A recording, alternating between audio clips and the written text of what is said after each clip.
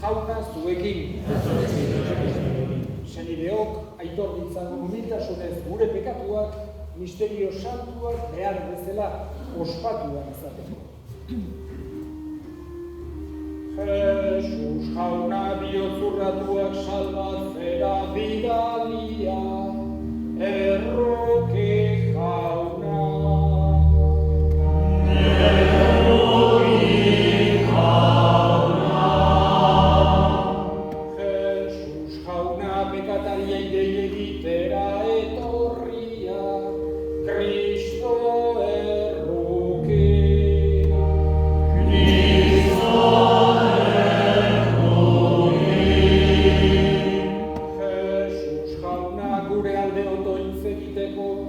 Aitaren eskuin aldean zaituguna, erroke jauna. Erroke jauna. Errukidakigula jaiko guzti zahaltsuan, eta gure pekatuak barkaturik eraman gaitzala betiko bizitzara. Egin dezagun otoiz, jaiko aita ahal guztiduna, zure semeai eta piztu dela itortzen du gure fedeak. Egizu, zure ongi naiz, eriotzean zure semearekin bat egin den Antonio zure zerbitzaria, misterio honen bidez, poztu dadila, haren piztueran ere parte izateaz. Zuregin eta Espiritu Santuarekin batean, jainko tarrege bizi baita, gizaldi eta gizaldietan.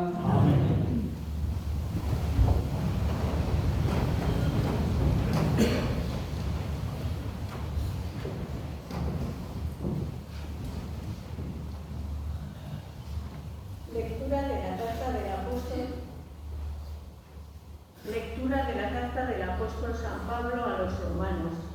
Hermanos, ninguno de vosotros vive para sí mismo, y ninguno muere para sí mismo.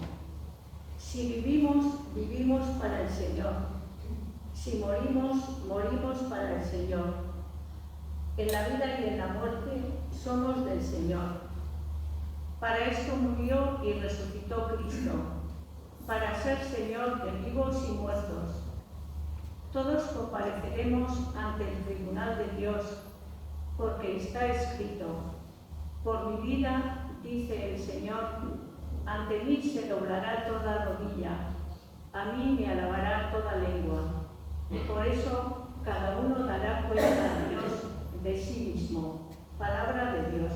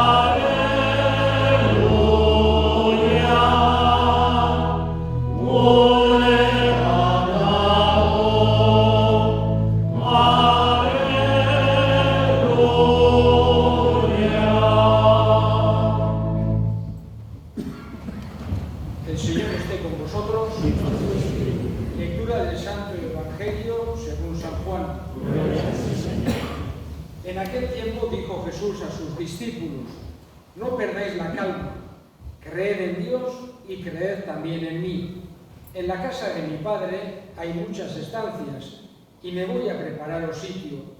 Cuando vaya y os prepare sitio, volveré y os llevaré conmigo, para que donde estoy yo, estéis también vosotros. Y a donde yo voy, ya sabéis el camino. Tomás le dice: Señor, no sabemos a dónde vas. ¿cómo podemos saber el camino? Jesús le responde: yo soy el camino y la verdad y la vida. Nadie va al Padre sino por mí. Palabra del Señor.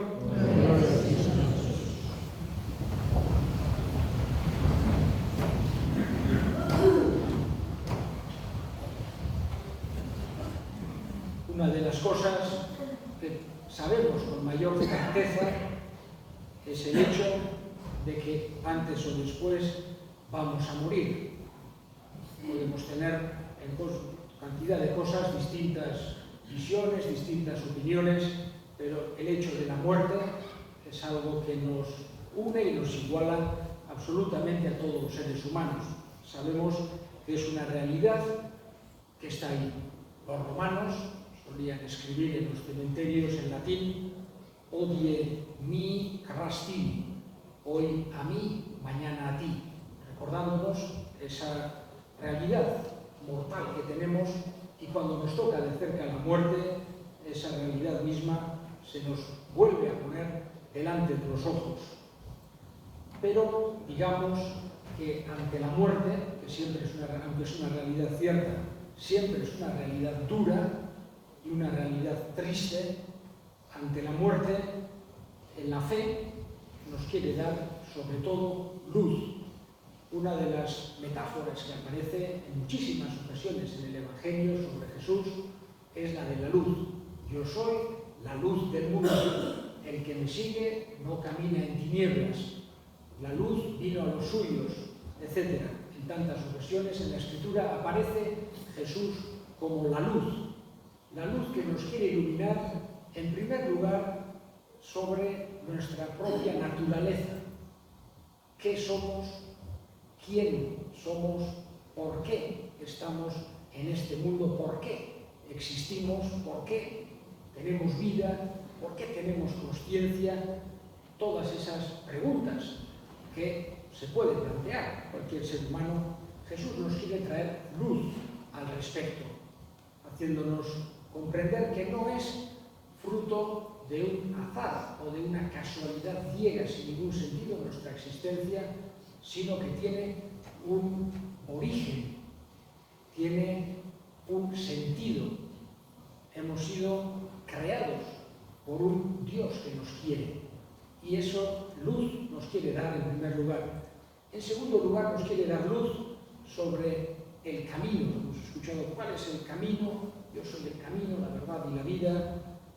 ¿Hacia dónde tenemos que ir por este mundo? Jesús nos muestra un camino en el que la justicia, la verdad, el amor, el servicio a los demás, el buscar el bien, nos lleva, vamos a decir, por ese camino de la felicidad, que no puede ser nunca absoluta o total en este mundo, pero es el camino que Él nos marca, Él nos enseña, tanto para esta vida, y muchas de las enseñanzas de Jesús nos valen para nuestro día a día, tanto a nivel individual como social, como pensando en la vida eterna. Y finalmente está esa tercera, vamos a decir, esa tercera fuente de luz que necesitamos, que es sobre nuestro destino final. Y Jesús también nos quiere iluminar al respecto. Y nos quiere iluminar sobre todo transmitiéndonos esperanza, confianza y paz. El hecho de presentarnos a Dios como un Padre que nos quiere, un Padre misericordioso, un pastor bueno que nos conoce a cada uno de nosotros y nos quiere dar la felicidad eterna. Sobre todo quiere hacer sentir en el creyente una confianza grande. Si alguien siente angustia o espanto ante Dios o ante la presencia de Dios, no está entendiendo correctamente lo que nos ha enseñado Jesús en el Evangelio. El pensar en Dios nos tiene que hacer sentir esperanza, confianza, paz. Uno puede tener miedo a la muerte y al sufrimiento, y eso es normalísimo, porque eso es un sentimiento humano, pero no a la presencia de Dios, porque quiere precisamente que sintamos lo contrario. Por eso, cuando nos toca de cerca una muerte, sobre todo el creyente tiene que volver a esa luz que no le quita el dolor de la pérdida del ser querido, pero que le da fuerza, esperanza y le ilumina. Hoy nos ha tocado despedir a Antonio con el agradecimiento por todo lo que él ha hecho a la familia, el pueblo, su servicio, todas las cosas, un agradecimiento, también rezando por su alma para que Dios lo acoja allá arriba. Los últimos meses, cada viernes, nos encontrábamos en la Eucaristía en Betelu, estábamos ahí y pedimos al buen Dios por él. Eskatzen diogu, jaungoiko gure aitari, Antonio gure senidearen alde, Barabarren jaio eta hemen leku berrin despeditzen ari dira. Kontutan eukiz eta honekin bukatuko dut, gure hildakoekiko harremana ez dela heriotzarekin batera bukatzen. Aldatu bakarra egiten da. Horregatik, gure itxaropena, hoxe dugu gure konfiantza, gure hartzaionak, gure jainko onak, Antonio gure senidea goiko zeruan hartuko duela, han emango dizkiola, atsedena, bakea eta erabateko zoriontasuna. Antoniok handik gure alde egin dezan.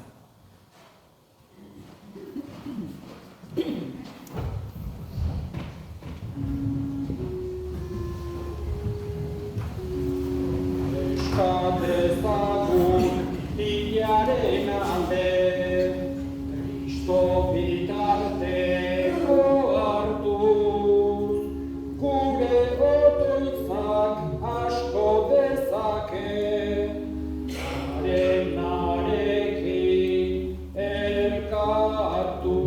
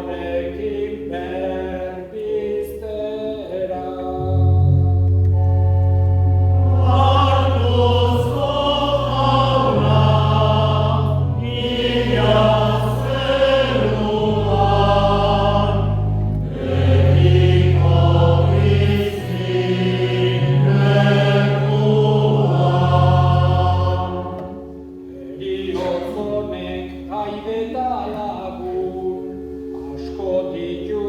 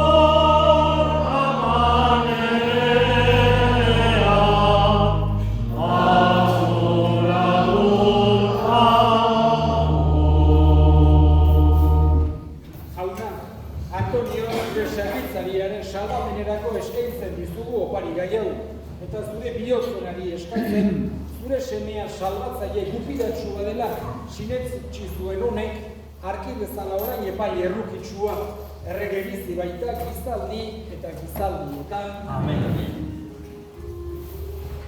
Hauna zuekin.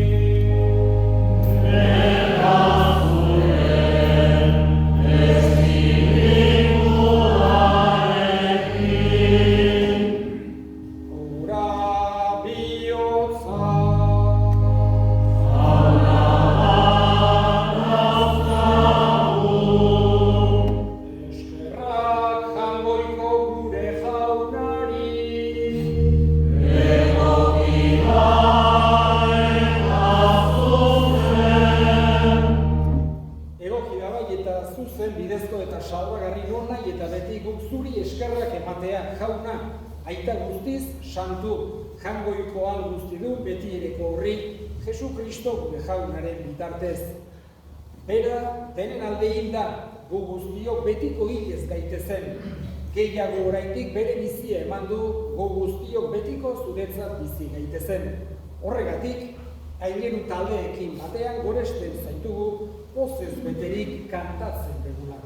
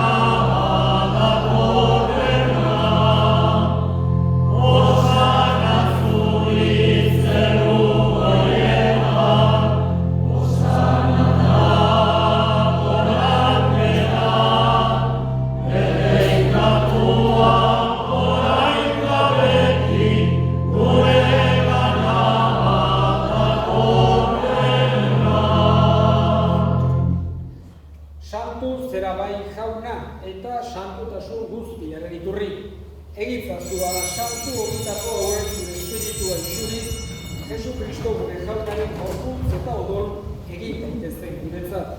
Berak saldu zutenean eta bere gogoz burutzera zikoala ogi hartu eta eskerrak emanez atitu zuen eta bere ikasleei eman zien esanez. Hartza zuen eta jan guztiok ontatik. Hau ere gorputza data zuentzat emango dena.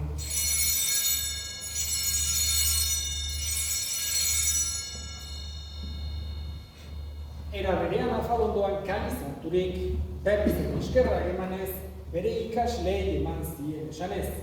Hartza zuen eta edan guztiok ontatik, hau ere odolaren kaliza data, itun berri eta betekoaren odola, zuentzat eta askorentzat pekatuak barkatzeko isuriko dena. Egizue hau nere hori garri.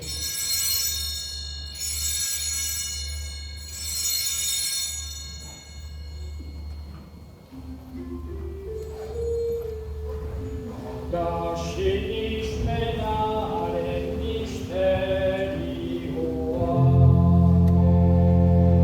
Ogia doa bekatzera,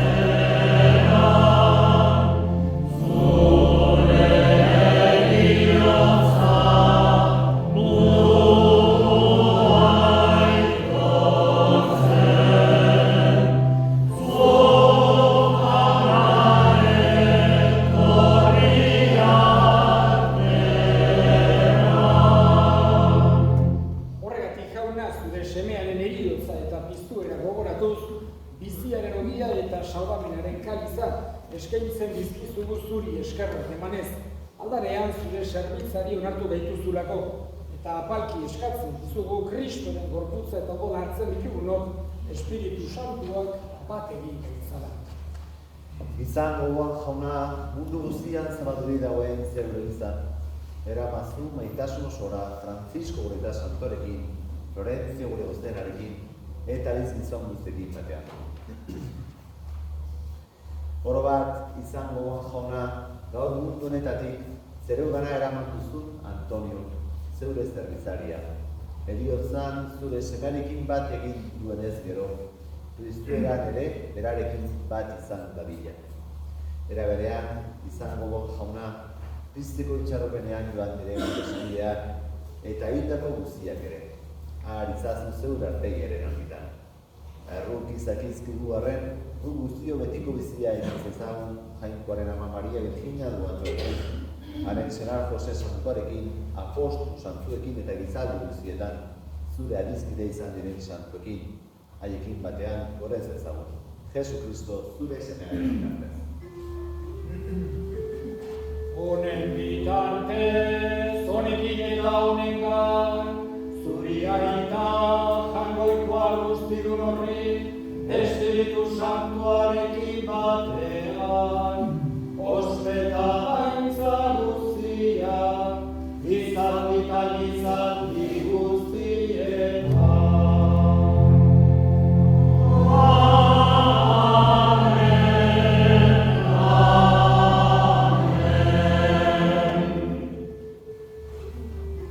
Salbatzaileak aginduta erakutsiari jarraituz, bildur gabe esan dezagun.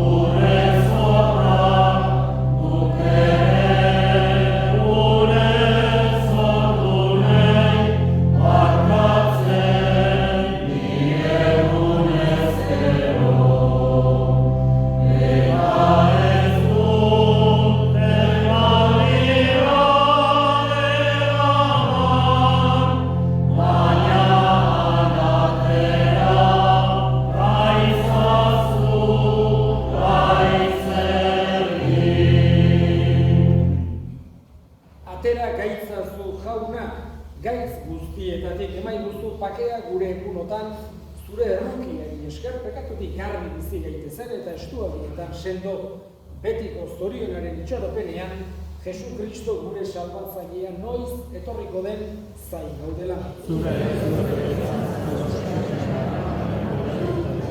Jesu Kristo gure jauna, zuk esana da apostoluei bakea uzten dizuet, nire bakea ematen, begira zure Elizaren sinismenari eta ez gure pekatuei, eta zure gogoaren bezala emaiozu Elizari bakea, eman batasuna, errege bizi baizera gizaldi eta gizaldietan.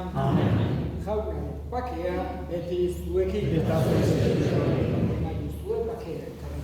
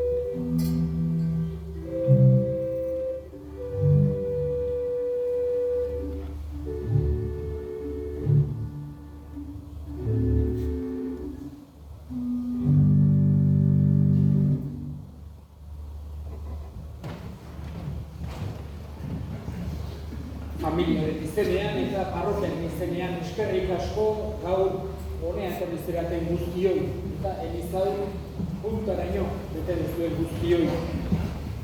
Zuen presentziarengatik familiari laguntzeko unesamin hauetan, Antonio gure senideari azken agurra egiteko eta jangoikoari bere arimaren alde erregutzeko.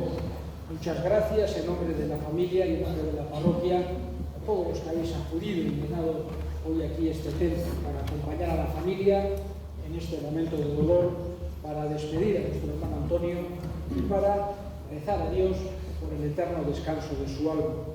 Eta, orain kanpo santu baldera abitu horretik, azken erresponsoa egin dezagun.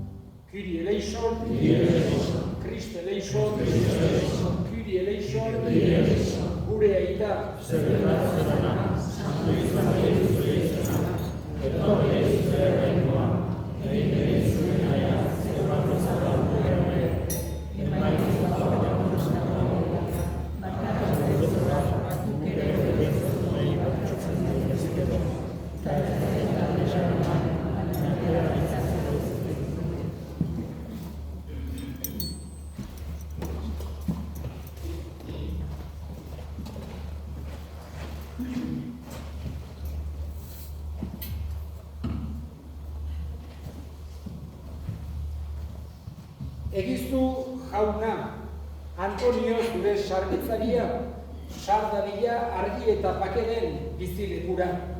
Beraren alde ospatu bai dugu pazko sakramentua Jesu Kristo gure jaunaren bitartez. Jauna zuekin, berenka zaintzatela jainko guztiaduna, gaitak eta semeak eta Espiritu Santuak. Zoazte jaunaren pakean. Eskerra jaunaren pakean.